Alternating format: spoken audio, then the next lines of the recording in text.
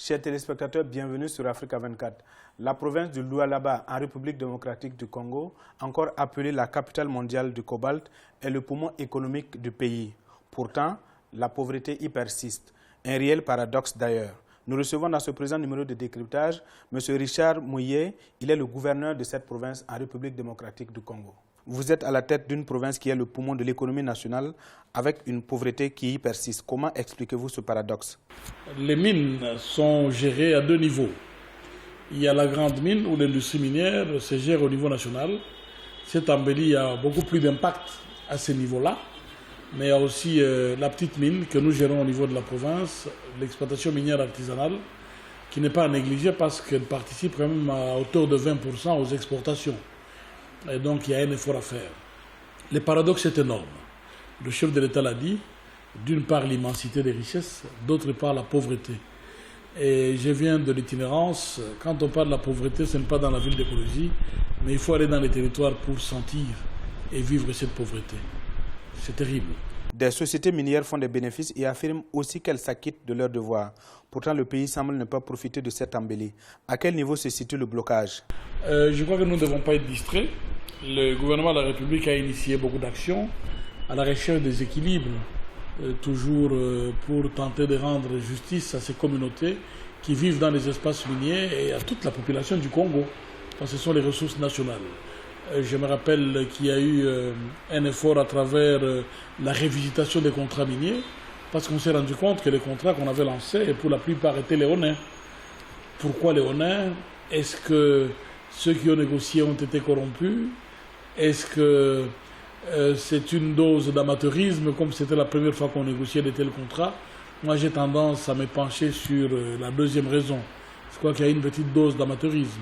Et on s'est ressaisi très rapidement. On a voulu renégocier, mais on a affaire à des gens qui ont tout verrouillé. Ils ont amené des grands avocats, des avocats d'expérience. Ça n'a pas été facile. On a récupéré quelque chose, mais pas suffisamment, que pour prétendre avoir réalisé les équilibres. Alors il y a eu cet autre effort qui se manifeste à travers deux lois, la loi sur la sous-traitance et le nouveau code minier. Et j'ai le regret de constater que pour la loi sur la sous-traitance, il y a quelques formes de résistance à travers les entreprises minières, mais j'ai été soulagé d'entendre les chefs marteler sur le respect de la mise en œuvre de cette loi. Et en province, c'est ça le rôle de l'autorité provinciale. Nous avons l'obligation de faire un effort pour que cela soit scrupuleusement respecté. Et nous en avons les atouts. Quelles sont les difficultés de l'exploitation artisanale minière dans votre province? Quant à l'exploitation artisanale, nous avons une difficulté, c'est la découverture. Le gouvernement de la République, conscient du nombre de creuseurs dans notre région, autour de 150 000, a mis à notre disposition une quarantaine de petits gisements. Mais il faut la découverture, cela demande un fonds. Nous nous sommes tournés vers les entreprises minières, nous avons une réaction timide. Une seule entreprise a réagi, Sicomine, parce que l'objectif, c'est de délocaliser les creuseurs qui ont tendance à envahir le mine, qui font des incursions dans les concessions privées et parfois avec brutalité. Et nous sommes les garants de l'ordre, de la sécurité, mais aussi du respect des engagements pris par l'État. Et nous avons l'obligation de les sortir de là. Et voilà pourquoi nous n'allons pas nous fatiguer. Il y a déjà Sicomine qui a réagi, mais nous avons initié d'autres stratégies. Nous avons approché des investisseurs qui sont pour la plupart les grands acheteurs de ces minerais, pour qu'ils investissent et que nous puissions leur donner quelques privilèges sur ces sites d'exploitation artisanale. Nous avons signé des accords. Nous espérons que d'ici une année, 2 années, les résultats seront là parce que nous devons fermement encadrer. C'est la somme de tous ces efforts qui fera que les gens puissent sentir l'impact de cette embellie minière. Sinon, c'est un problème. La loi de la sous-traitance a été promulguée il y a environ 2 ans. En quoi est-elle profitable pour la province? Pour la loi sur la sous-traitance, nous y tenons. Parce que ces sociétés de droit congolais pourront créer de nouvelles richesses, pourront créer des emplois, mais en ce qui concerne l'exploitation artisanale, avec les grands acheteurs, nous avons des stratégies.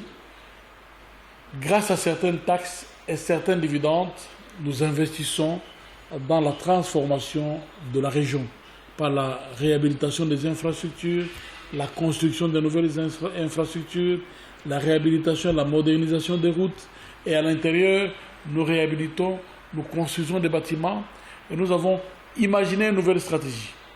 Dans cet élan d'embellie, nous avons demandé aux entreprises minières de nous accompagner dans cet effort, en dehors des taxes, en dehors de leurs obligations fiscales, à travers une formule que nous jugeons magique, la mutualisation des participations libres ou des assistances volontaires. Ils ont réagi positivement. Ça nous permettra de créer des parcs agricoles dans chacun de nos territoires et d'encadrer ces jeunes pour les retenir chez eux et réduire ainsi l'effet du flux migratoire. Vous avez été invité à présenter la ville de Kolwezi au Forum international Forbes 2018. Dites-nous pourquoi cette ville a été sélectionnée. Nous avons choisi au Lualaba l'agriculture et le tourisme. Et nous avons commencé des actions. C'est cette mise en œuvre rapide qui a attiré l'attention de Forbes. Mais c'est sur cette conviction d'entraîner les opérateurs miniers dans l'effort pour combattre la pauvreté et réduire le paradoxe entre l'immensité des richesses et la pauvreté dans la cité, ça a attiré l'attention des autres. Et ils ont beaucoup aimé notre slogan. La prospérité n'a de contenu que si elle est partagée. Figée dans un camp, elle devient source de frustration, d'agitation et peut affecter l'ordre public. Voilà l'ensemble d'éléments. Mais le fait qu'une organisation d'une telle hauteur, d'une telle dimension reconnaisse ce mérite nous a donné énormément de tonus. Et je crois que nous allons aller de l'avant et l'élan sera fort soutenu. Ce n'est pas de la prétention parce que déjà Kolwezi est reconnue comme la capitale mondiale du cobalt.